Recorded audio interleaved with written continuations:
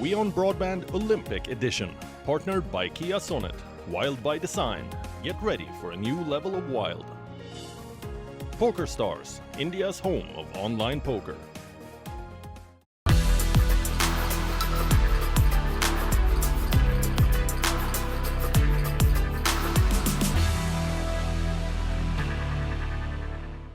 Hello there, this is the WION Broadband Olympic Edition with me, Digvijay Singhdeo.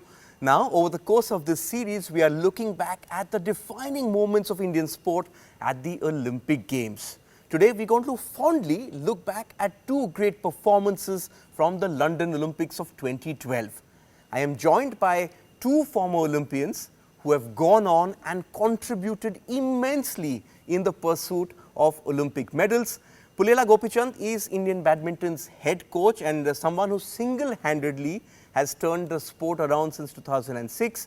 Viren Raskina played the 2004 Athens Olympics for the Indian hockey team, and since then he has been sort of charting a course for India's champions in his role as CEO of Olympic Gold Quest.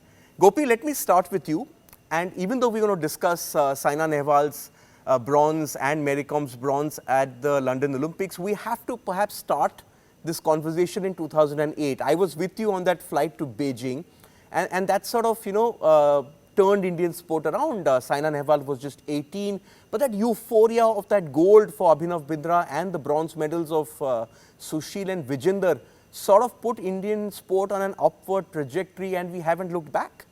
Yes, I think very important, especially the turn for badminton also, I think started off with Beijing.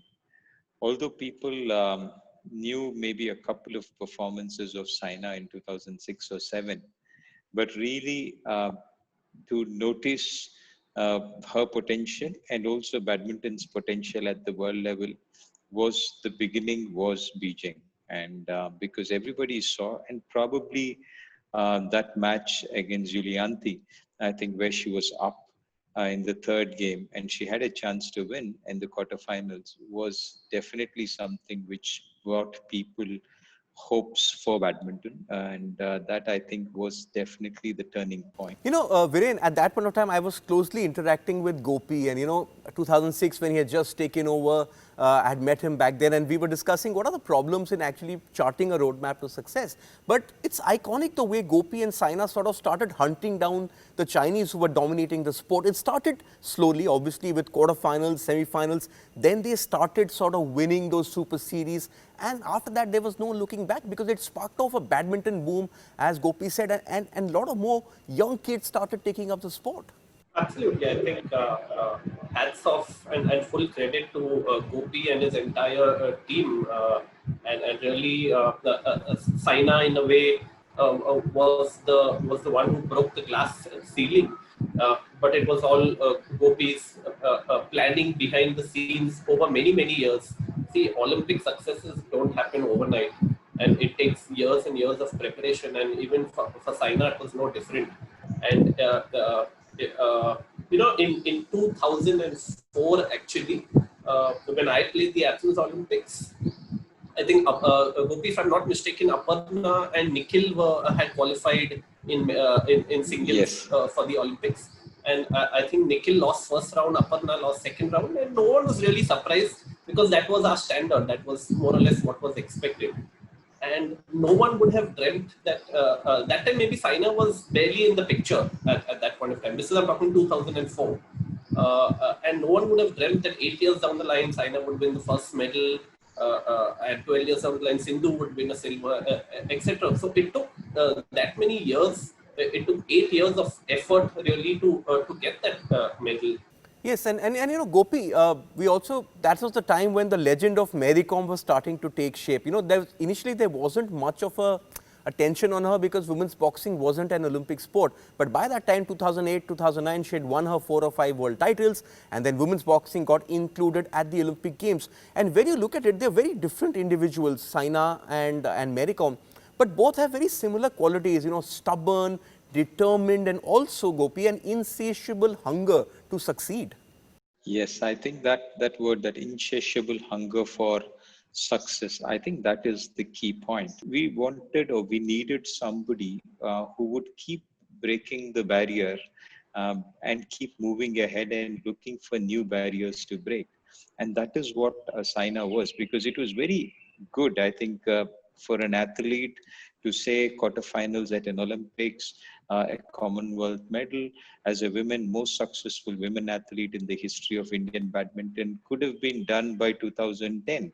But I think to have the hunger to go on and on, because I think what Viren mentioned, I think 2009 onwards, she's been in the top 10 for almost 10 years continuously.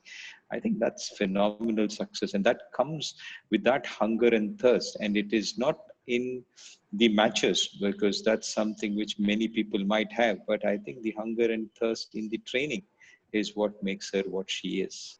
It's interesting you mentioned training, Gopi, because I visited you at your academy in 2012 and you were pushing her very, very hard. In fact, by the time the saying was going on in world badminton, China versus China, but those 3 months ahead of those Olympic Games, you sort of toughened her up because she was already a marked person, as they say. You toughened her up to take anything that they threw at her at those Olympic Games. Well, I think it was almost October of 2011 when I sat down with Saina, and then we had this long um, monologue from my side, rather, because she hardly spoke. But we kind of decided that we will do this to get us a medal at the Olympics. So it almost was, of course, she was already a good top level athlete. But I think somewhere in 2010-11, her performance had dipped a bit. And in 2011, we sat down and we said, let's prepare for the Olympics. And kind of that few months, about 9-10 months ahead of the Olympics, we really pushed hard. And I think she was in great shape, except for maybe the last few days before she had viral fever. So that actually pulled her down a little bit. Otherwise, I think she would have been in even much better shape. But I think she really pushed hard. And for Saina, I think each and every day was important. And for me, I sensed that there was a medal for us for the taking in Olympics. So I put all the efforts possible. And luckily, with God's grace, we got that. You know, Viren, he talks about this monologue, but one thing about Gopi is in defeat or in, victory or Olympic medal, Gopi has got that same deadpan expression. He just knows how to bottle it up. But similar kind of a situation, Viren, also with Mary, because you work closely with Mary. You actually, once she qualified, you got this trainer from Liverpool, I remember, Charles Atkinson, and she was training in Pune. I met you there when I had gone to meet her as well. And she used to train with these 4 young boys who were stronger than her, who were faster than her. She was moving up a weight category as well. And she was determined to win that Olympic medal because she felt that her career was incomplete without it. I remember the day in 2009 when it was announced by the IOC that women's boxing would be a part of the London Olympics for the first time ever. And that was the day Mary was so happy that finally she would get a chance to showcase her skills at the highest level of sport. And soon after that, we had got Charles Atkinson into the picture. He was a professional boxing coach from the UK. He had experience in taking boxers up weight categories. That was a huge challenge for Mary because her initial world titles she had won all in the 46 kgs. So from a 46 kg weight category to go to 48 and then to 51, I think that was an immense challenge for Mary to handle that.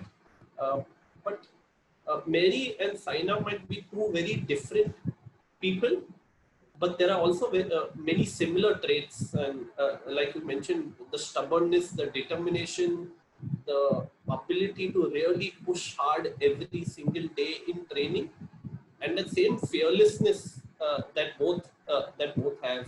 I think Mary till today, she is in a way arrogant and cocky and confident, in a very good way. I'm saying it, and without having those qualities, it's very hard to succeed at the highest level. And I remember I've had many conversations, arguments with Gopi over the years, and I remember one thing Gopi said, even of Saina, her stubbornness to sometimes push hard, even if she has a little bit injury. We shouldn't take away such qualities from them, because these are the very qualities that make them champions. So there will be some eccentricities in geniuses like Saina and Mary, but those very eccentricities are the reasons why they are that good. Yes, and that's why they are the champions that they are.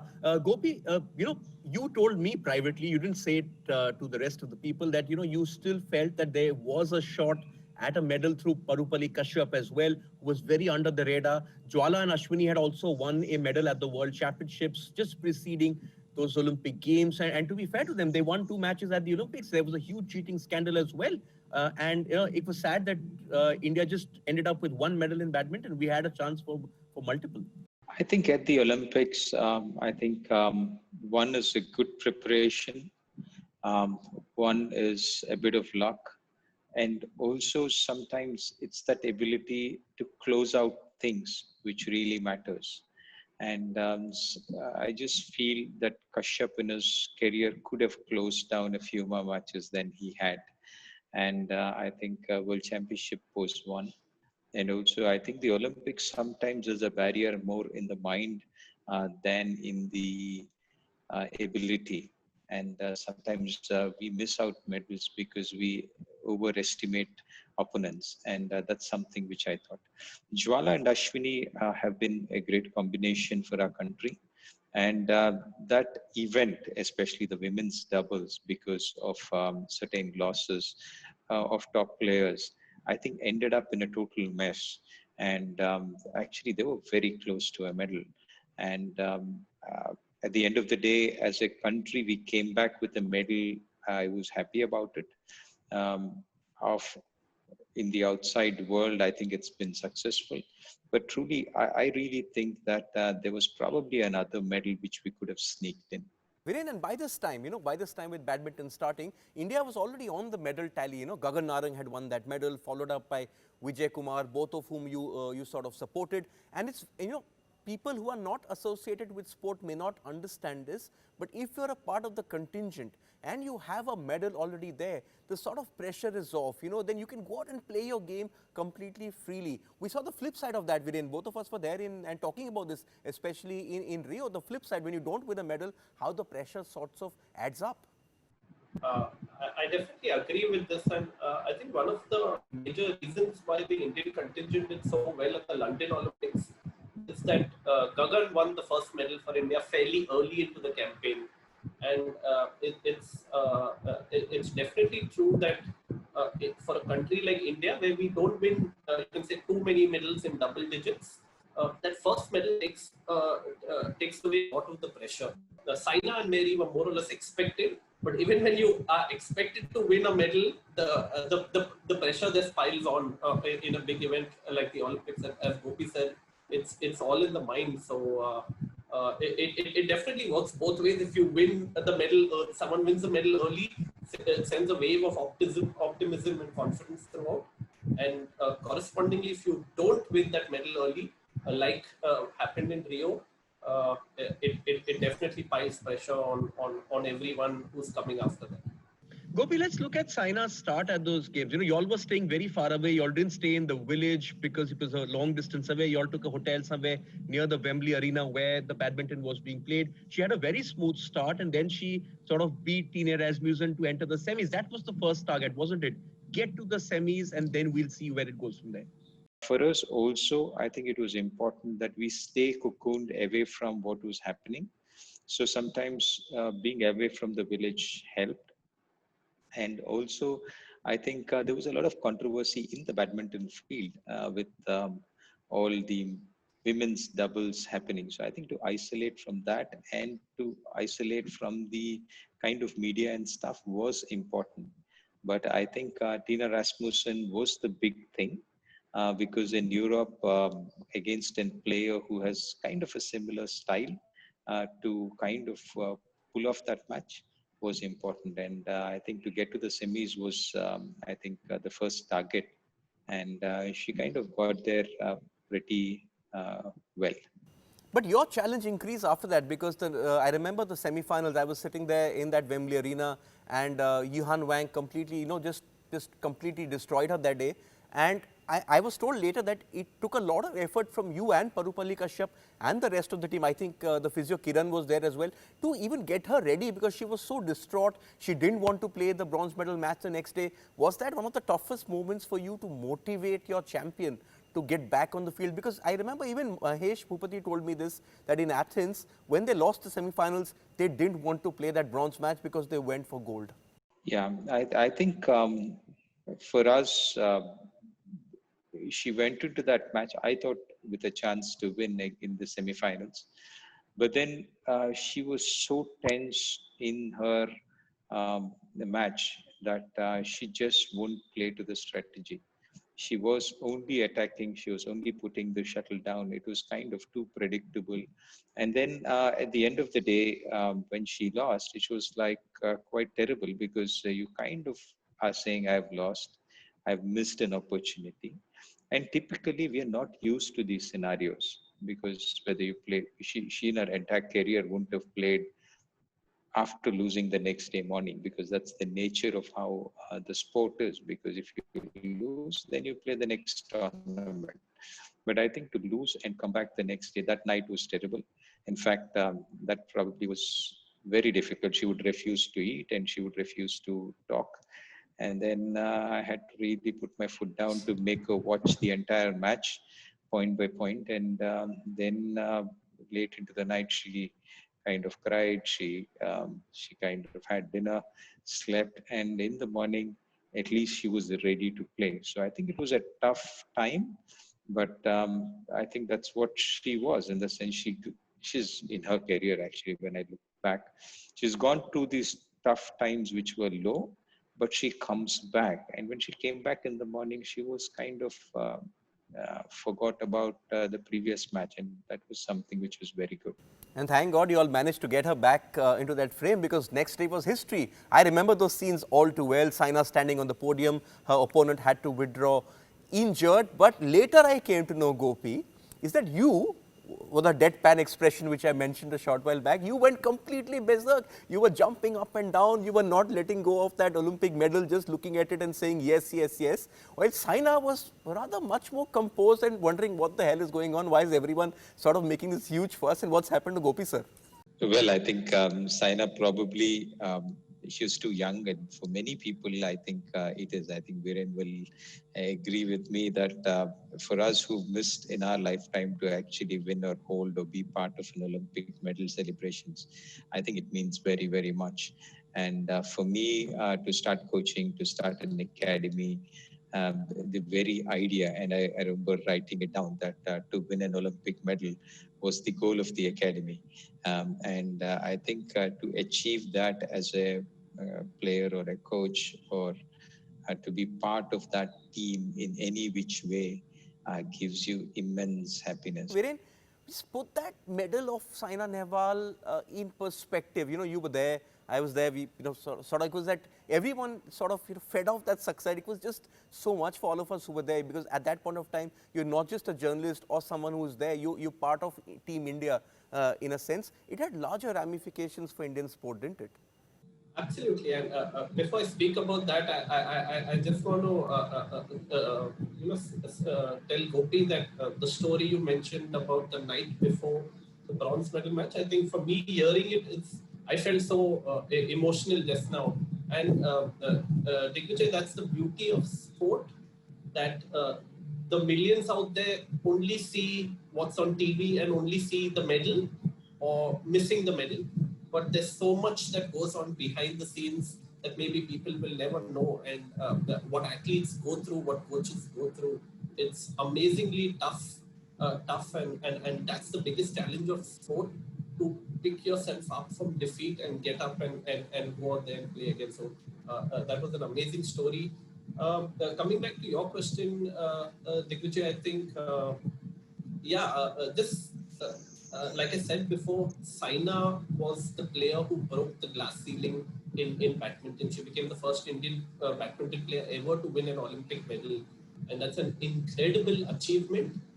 And the one thing I've seen in the last decade for people like Sushil, Vijender, Saina to win medals, it has given a huge sense of belief to the next generation. That if Sushil, Vijender and Saina could do it, then so can I. And that belief is intangible. It's hard to measure that, but it's such a critical part of training and wanting to play and win at the highest level. Because at the highest level, it's the 1%ers that count, and that belief is a very crucial component of that 1%. And I think Saina has given it to many young badminton players. 3 medals, Viren, soon became 4. But it wasn't the cakewalk we were expecting for Mary Kom, wasn't it? Because even though it was a small draw, she had a very tough opponent in the first round, and it was a very close fight. We sort of knew that if she gets past that one, the next one, which was the sort of effective medal match, that would be much easier. The Polish girl. Yeah, the Polish girl was such a tough draw for Mary. It was a minefield of the draw. And Diggy, keep in mind that it in women's boxing at that point of time, it was a very small draw. I think there were 12 players. But it was very tough to qualify for the Olympics because from all over the world, only 12 qualify for the main draw. So the qualification part was long, it was tough. She faced Nicola Adams in the qualifiers also at that point of time. So that was a very tough and tense qualification for Mary to get into top 12. And when she got there, she got the Polish girl in the first round. And that Polish girl was nicknamed the Tank, because she took so much punishment from Mary, and yet she kept coming at Mary. And that was one bout where we all had our heart in the mouth, because like I said, the Polish girl never gave up. But Mary was, I think, just too smart and too quick for her. And I think she showed her class in a very tough first round in her first ever Olympics. I think she brought all her experience to the fore in that first round. Gopi, so she went on to win that match. She won her quarter-final match that assured the medal, and then she faced Nicola Adams. I was sitting there and watching her. She actually gave it her all, and if you actually see Nicola Adams, who went on to win the gold, destroyed Ren Can in the final. With Mary, it was a very close bout. I was interviewing her just outside the Excel Center, talking about the achievement, Gopi, and she broke down. She started crying and she said, I want to apologize to the nation because I could not win gold. I have sort of let the country down. Here she was, she had won the Olympic medal, which meant a lot to India. And yet she was not content. That's, I think, Mary Kom in a nutshell. I think the pressure which people put, the pressure which we all, as maybe the team puts or fans put, I think is one level, but actually what the player expects of himself or herself, and the kind of pressure which they put on themselves, I think is what makes them who they are. And I think as I know Mary as she is, I think nothing but the top actually satisfies her, and that's something which is kind of the greatest quality, and that's the reason why she comes back to win more and more. I think whatever pressure people put and whatever expectations people have, I think they have more of themselves than what the others have, and that's what I think separates quality champions from the rest. And that's why I think we have so little of them in the world, because I think nobody can go into their minds and kind of replicate what they're thinking, because even when we think that there is perfect, I think they just expect more, even in training, and that's what makes them the champion they are. Okay, with that, I can't put it better. Obviously, last word to Pulela. Gopichand, thank you so much, Gopi. Thank you so much, Viren, for helping me sort of deconstruct those two magnificent performances at the London Olympics. And also a personal thank you to both of you for the kind of contribution you have made to Indian sport to sort of get India really, win more and more Olympic medals. It truly is something which is selfless. But as you both said, if you've competed at the Olympics, only you know what it means to win a medal out there. Thank you so much again for joining me. And we'll be back very soon with another episode of the WION Broadband Olympic Edition.